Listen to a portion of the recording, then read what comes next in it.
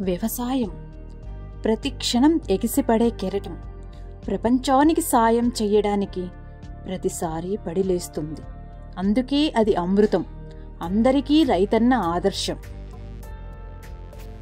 వ్యవసాయం అనే పదంలోనే సాయం ఉంది. అగ్రికల్చర్ అనే మాటలోనే కల్చర్ ఉంది. ప్రపంచానికి కల్చర్ని, సాయం చేసే గుణాన్ని నేర్పిన ఒకే ఒక స్ఫూర్తి రైతన్న. దేశం సరిహద్దుల్లో ఉండి కాపాడేవాడు సైనికుడైతే, అందరి ఆకలి తీర్చే రైతు కూడా ఒక సైనికుడే. కష్టకాలంలో కూడా ఇతరుల కడుపు నింపడం కోసం కష్టపడుతున్న ప్రతి రైతన్నలందరికీ నా హృదయపూర్వక ధన్యవాదాలు. అలాగే నూతన సంవత్సర శుభాకాంక్షలు.